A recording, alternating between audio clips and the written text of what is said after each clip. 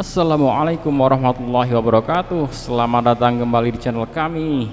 Oke sahabat semuanya, kita lihat ini adalah VinFast VF3.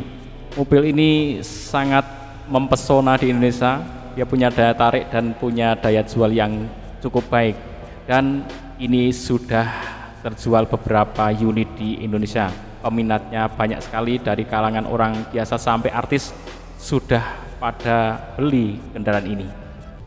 Oke, karena ini baru, maka kalau kita cari-cari pengalaman atau testimoni kepuasannya seperti apa, kalau kepuasan mungkin akan mudah kita dapati, tapi kalau keluhan kemudian dia mendapatkan kelemahan di apa saja yang membuat nggak nyaman, ini mungkin masih susah didapatkan karena baru saja ya, baru beberapa bulan. Tapi kita akan coba, ini sudah ada beberapa testimoni yang ini bermanfaat untuk kita semua, untuk Anda yang nanti akan beli mobil imut ini ya. Ada pengalaman yang puas dan beberapa kekurangan. Penggunaan 1 bulan ya, 1 bulan nanti pengalamannya seperti apa, ini puas ya teman-teman. Kemudian ada lagi penggunaan juga ini 1 bulan karena ini memang baru usianya baru beberapa bulan ya. Ini ada kelebihan dan apa saja kekurangannya. Ini juga menyampaikan beberapa kekurangan, tapi kita akan simak kira-kira kekurangannya itu kekurangan yang fatal atau kekurangan cuman karena tes saja. Orang kalau biasanya misalkan duduk di jok yang harganya 5 juta, tiba-tiba ya duduk di jok yang harganya 500.000, ya itu sudah bisa mengeluh ya. Nah, tapi kita akan lihat seperti apa keluhan yang disampaikan.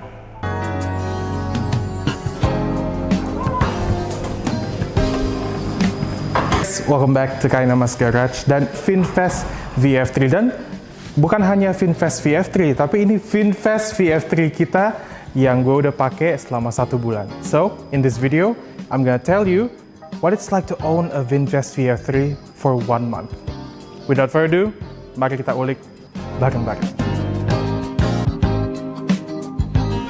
Oke, pertama-tama sebelum gue mulai, gue bakal ngasih tahu kalian kenapa gue pilih VinFast VF3 ini sebagai EV pertama Kainamas Garage and even me. Sebenarnya gue udah ngeliat mobil ini sebelum VinFast ada di Indonesia waktu itu ya. Back pas mobilnya ini bentuknya itu masih konsep car di tahun 2022 atau 2023 kalau nggak salah ya. Dan I felt in love ever since. Gue suka banget idenya mobil boxy EV yang simple dan terjangkau dan bisa dipakai untuk daily. I really love the idea dulu. Dan ditambah lagi mobil ini itu fun fact, itu didesain oleh an independent design house namanya Gomotive, based of Melbourne, Australia, dimana mereka pernah desain mobil ini, dan juga ini. Dan termasuk VinFast VF3 ini yang menurut gue sih lumayan sukses ya. They are able to design something yang simple di dunia EV ini, yang mobil tuh tambah complicated, tapi mobil ini tuh menjadi mobil yang lumayan pure gitu ya, walaupun dia mobil EV gitu. Pertama, kenapa gue suka mobil ini, karena ya basically karena desainnya ya, boxy, simple, contemporary, dan bentuknya itu bagus banget menurut gue untuk dipakai daily gitu ya.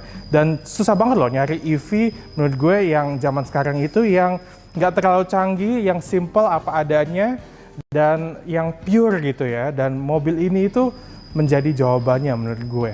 Dan yang kedua, practicality. Karena desain yang bagus itu, mobil ini lumayan praktis, dimana kita bisa taruh barang yang banyak di dalam, dan it sits too, it's quite spacious di dalamnya, nggak terlalu sempit. Gue bakal ngasih tahu kalian nanti ya. Dan also, desainnya ini yang menurut gue bisa diterima sama semua kalangan gitu loh. Jadi sesuai peruntukan orang kayak gimana, sesuai selera orang kayak gimana. Nah, itu poin-poin utama kenapa gue suka banget sama mobil ini. Sekarang selanjutnya kita bakal ngeliat eksteriornya, desainnya kayak gimana. Yuk. Oke, si abang ini bener-bener puas dengan VinFast VF3 ya.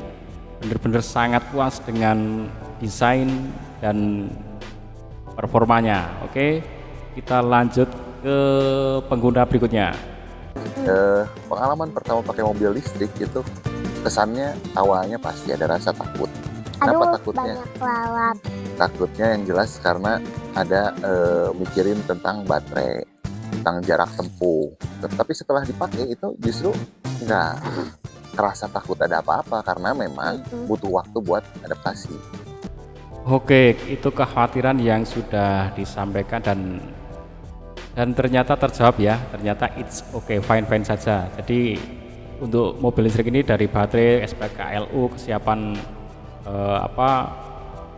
infrastrukturnya itu memang belum begitu siap saat ini, tapi sudah mulai ada, sudah banyak lah di PLN, di wahana-wahana, di area-area terbuka itu sudah banyak didapati SPKLU. Jadi sudah mulai terjawab lah, kesulitan-kesulitan itu sudah mulai bisa diurai.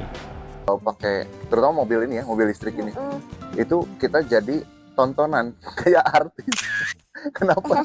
Karena mungkin memang baru beberapa ya di Bandung, belum banyak. Jadi begitu kita keluar pasti dilihatin sama orang-orang, ya nggak sih? Belum lagi selain belum banyak jumlahnya, dan yang pasti kaca filmnya ini belum dipasang. Over fender nih, memang over fender ini terlalu tebal keluar ya. Mungkin buat model memang jadi bagus, cuma kalau buat parkir mundur itu kita harus ukur jarak bener-bener antara, misalnya kalau ada dinding nih terus kita parkir mundur. Nah, over fender ini harus dihitung, jangan sampai kebablasan, karena takutnya kita ngitungnya body aja, si over fendernya bisa jadi takutnya kegesek gitu. Itu satu. Oke, over fender saya kira nggak ada masalah ya, apalagi ini mobil yang sangat kecil ya, mobil mini. Jadi kalau orang sudah terbiasa nyopir, saya kira ini nggak ada masalah, karena mobil kecil ya.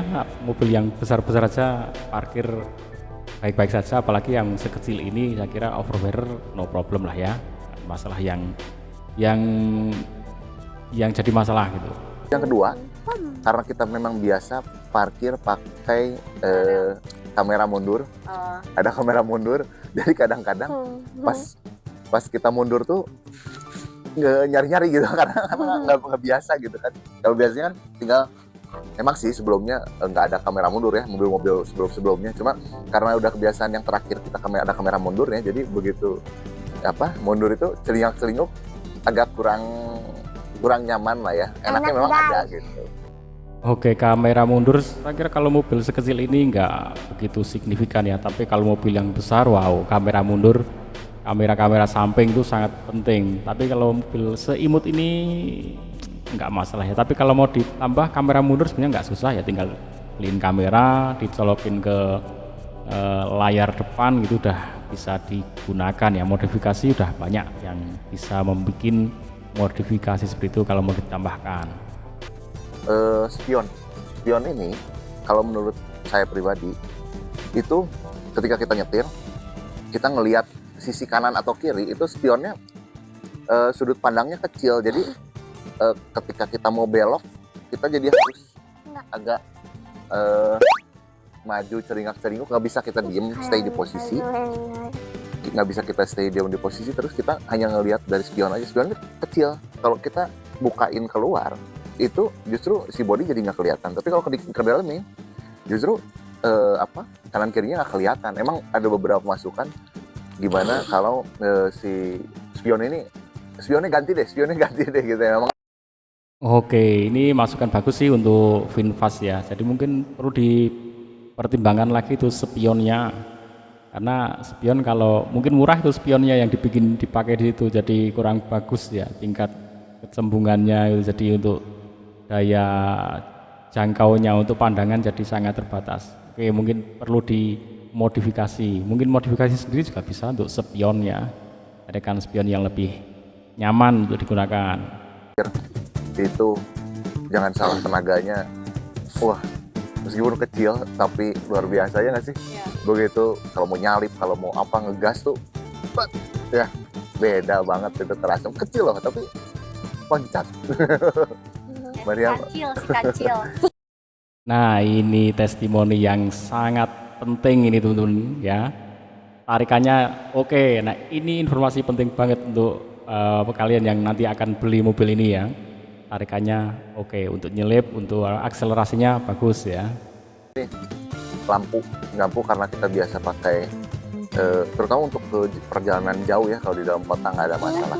Cuma kalau di jarak jauh itu, ketika kita misalnya ke Pangalengan atau bahkan ke Pangandaran kemarin, itu kerasa banget, memang agak apa ya, kerasa gelap aja, kerasa gelap. Di depan, Ya. di depan juga bisa Pas nyetir di daerah Gentol, pas tikungan tajam tuh lumayan gelap kan ya. Nah di situ agak panik karena tiba-tiba nggak kelihatan apa-apa gitu, karena setipis itu si lampunya kalau nggak ada lampu-lampu jalannya gitu, harus di lampu jauhin gitu. Oke, ini lampu penting ya untuk penerangan. Ini mungkin desainnya, fokusnya yang masih kurang bagus, atau mungkin harus memberikan penambahan sendiri ya untuk penerangannya. Dan memang idealnya bagasi juga jadi isu ya, bagasi, karena memang ya mobilnya kecil, bagasi jadi isu. Di belakang itu jelas kecil, nggak ada bagasi. Kalau mau perjalanan jauh harus bawa barangnya di tengah. Andaikan gitu. Oke, mobil sangat kecil jadi memang udah nggak mungkin untuk bagasi, itu maklum. Berarti solusinya roof rack ya, dikasih rak di bagian atas kabin itu, di atas kepalanya dikasih rak untuk penyimpanan. Oke teman-teman, saatnya kita simpulkan. Kesimpulan pertama, banyak yang puas ya, dari pengguna yang pertama tadi sangat puas dengan desain dan sebagainya. Kemudian yang pengguna keluarga ini juga puas dengan desain, kemudian dengan performanya ya, itu untuk nyelip, untuk apa itu akselerasinya bagus ya. Kemudian yang dikeluhkan dari pengguna ini, yang pertama ini fender ya, yang kedua nggak ada lampu mundurnya ya, yang ketiga ini spion ya yang terlalu kecil ya, yang keempat ini lampu ya, yang keempat lampunya ini terlalu tipis ya, jadi kurang terang ya, akan harus pakai lampu jauh. Yang kelima ini roof rack ya, karena memang kecil dia butuh bagasi nggak mungkin, maka dia butuh pakai roof rack di atas kepala sini. Oke, semoga informasi ini bermanfaat. Jangan lupa like, share, and subscribe. Assalamualaikum warahmatullahi wabarakatuh.